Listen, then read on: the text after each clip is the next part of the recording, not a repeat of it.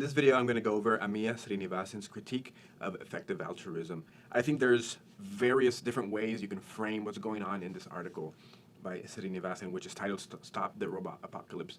But one point I really vividly understood is when I finished the paper and said, what is going on here? And I remembered the title of the paper and realized this is a sarcastic title.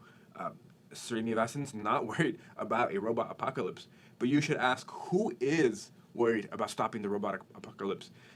And it's obviously some CEO hotshot in Silicon Valley who probably is the one that created the robots in the first place, or whose buddy or his buddy with somebody who created the robots in the first place, or they don't exist yet, but maybe we talk about artificial intelligence. McCaskill talks a lot about artificial intelligence and how that's going to be a big problem in the coming near future. A few months ago, I was with my family in Zacatecas, Mexico, and they live in this beautiful little community in between these mountains away from everything.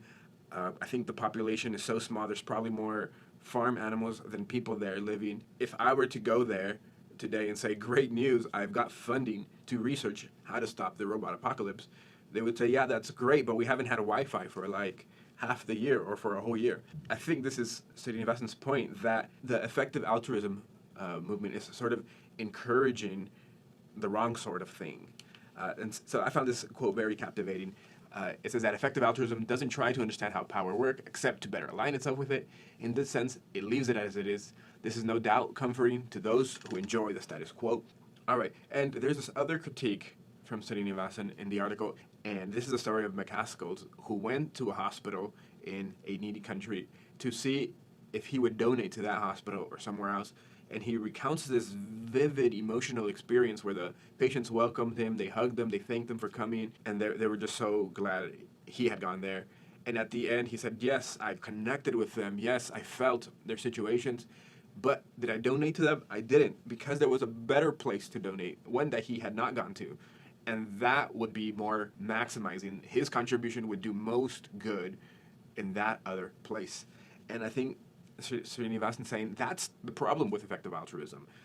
It makes us forgo these sort of special relationships we have to people. And you remember back at the end of my last video on effective altruism, where we imagined that your Chihuahua has just died from some cancer or something, and you loved your Chihuahua so much, you decide to donate to Chihuahua farms in your neighborhood. McCaskill was saying, well, maybe that's a good thing, but is there something even better you can do? Maybe there's a better organization that helps, say, farm animals, and if so, you should do that. Srinivasan seems to be saying, case in point, McCaskill's effective altruism is missing out this sort of special obligation we have to things we have formed attachments with. Okay, so those are my brief summaries of both perspectives. I'm interested in your thoughts on the matter.